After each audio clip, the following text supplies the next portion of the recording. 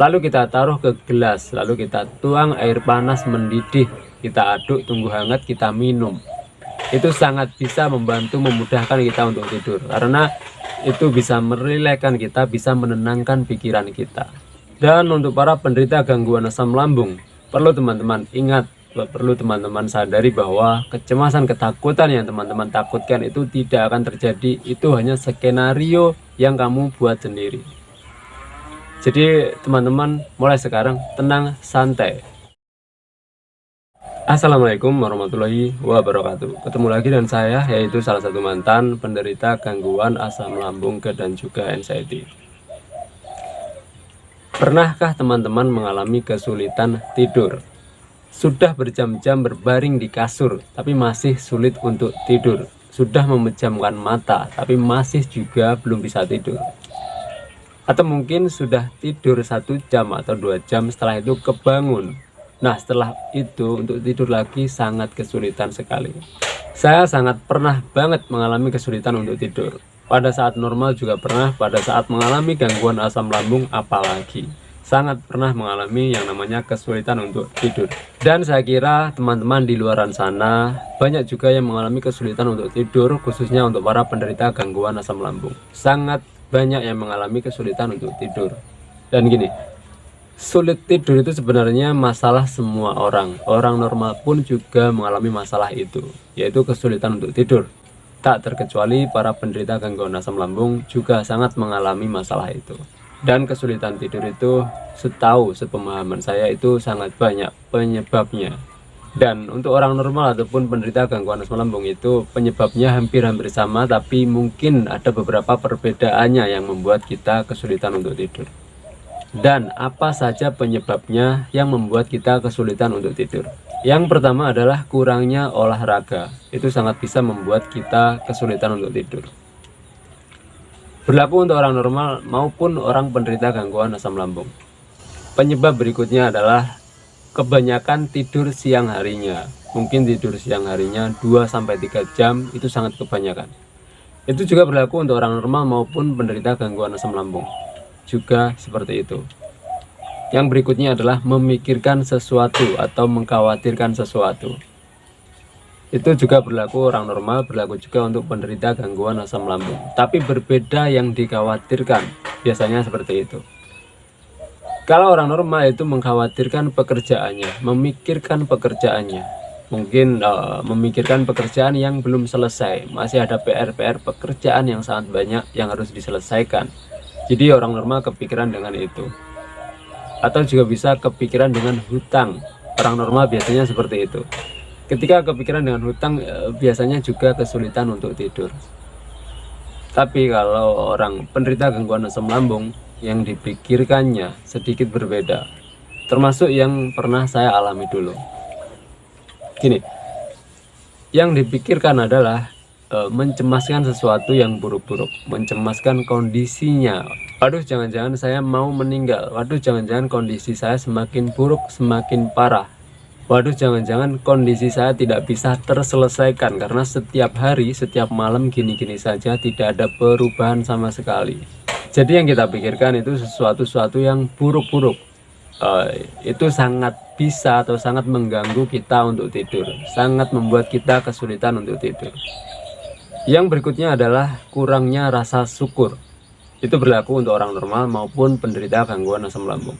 Itu memang sangat bisa mempengaruhi atau membuat kita kesulitan untuk tidur. Dan juga mungkin kebanyakan minum yang berkafein. Tapi ini mungkin hanya berlaku untuk orang normal, karena orang penderita gangguan asam lambung itu umumnya sudah meninggalkan minuman yang berkafein. Dan gimana caranya untuk kita bisa mudah tidur? Gini, yang pertama adalah kita berolahraga dengan rutin. Kita berusaha mencoba berolahraga dengan rutin. Kita usahakan. Berlaku untuk orang normal ataupun penderita gangguan asam lambung. Karena berolahraga itu bisa memunculkan hormon kebahagiaan. Jadi ketika malamnya kita bawa tidur itu kita menjadi lebih rileks, lebih tenang ya, akhirnya untuk tidur itu menjadi lebih mudah. Tapi tentu saja cara berolahraganya itu berbeda antara orang normal dengan penderita gangguan asam lambung. Itu kita sesuaikan sendiri dengan kondisi kita masing-masing. Cara yang berikutnya adalah kita kurangi tidur siangnya. Kita tidur siangnya hanya 20 menit sampai 30 menit saja. Itu sudah sangat cukup, sudah sangat bagus. Agar supaya malamnya itu kita bisa mudah tidur, karena di siangnya tidak kebanyakan tidur. Jadi di malam harinya itu kita bisa mengantuk, yang memudahkan kita untuk tidur. Cara yang berikutnya adalah kita atasi yang kita pikirkan itu. Mungkin kalau orang normal memikirkan pekerjaan, ya maka kita atasi, kita selesaikan. Atau kalau memang sudah nggak cukup waktunya, ya kita singkirkan dulu. Pikiran itu kita singkirkan dulu, kita abaikan dulu, agar tidak mengganggu kita untuk tidur. Kita singkirkan dulu agar kita mudah untuk tidur. Dan untuk penderita gangguan asam lambung, ya tentu saja sama, kita singkirkan dulu kecemasan, kekhawatiran, ketakutan itu kita singkirkan agar tidak mengganggu kita untuk tidur. Dan kalau bisa memang kita singkirkan selamanya, teman-teman. Kita singkirkan selamanya agar supaya tidak mengganggu kita tidur dan juga tidak mengganggu langkah kita untuk menuju kesembuhan. Kita singkirkan. Dan karena memang kecemasan dan ketakutan itu sebenarnya tidak ada gunanya dan tidak perlu juga, teman-teman. Tapi memang umumnya kita terlilit dengan kecemasan itu. Memang umumnya seperti itu. Tapi tugas kita adalah memang harus melepas itu, menyingkirkan kecemasan, ketakutan itu. Kita selalunya ketika mau tidur takut dengan skenario yang buruk-buruk yang kita buat sendiri. Selalunya seperti itu. Jadi kita singkirkan. Kita juga bisa menskenariokan yang baik-baik, yang bagus-bagus, yang membahagiakan, itu kita bisa. Tapi kita belum terbiasa karena kita arahnya selalunya menskenariokan yang buruk. Tapi sebenarnya bisa, kita latih saja menskenariokan yang baik-baik, agar supaya ketika kita tidur terbayang dengan yang baik-baik, yang membahagiakan, maka kita akan mudah untuk tidur. Dan itu memang sulit, tapi kita latihan, kita pasti bisa. Kita latihan terus, kita tidak males dengan latihan, maka kita akan bisa. Cara berikutnya adalah yaitu kita tingkatkan rasa syukur kita. Itu sangat bisa membantu, memudahkan kita untuk tidur. Berlaku untuk orang normal maupun orang penderita gangguan asam lambung. Cara yang berikutnya adalah kita beristighfar sampai ketiduran. Itu juga bisa membantu kita mudah tidur. Ya mungkin yang pertama, yang ke-10, yang ke-20 belum terasa, kita lakukan terus. Kita beristighfar saja terus, nanti lama-lama kita ketiduran. Lama-lama kita menjadi tenang, ketika kita tenang kita akan mudah tidur. Kenapa beristighfar bisa menjadi tenang? Ya mungkin salah satu faktornya adalah karena barokah istighfar itu sendiri. Jadi membuat kita tenang, lalu kita mudah untuk tidur. Bisa beristighfar, bisa juga bersolawat. Itu teman-teman sendiri yang memilihnya, yang mana nggak masalah. Dan untuk melakukan itu juga tidak mudah. Kita butuh kemauan, kita butuh latihan terus. Nanti lama-lama akan mudah juga. Kalau masih butuh cara lagi, yaitu adalah cara yang sering saya gunakan, yaitu kita sebelum tidur minum teh biji pala.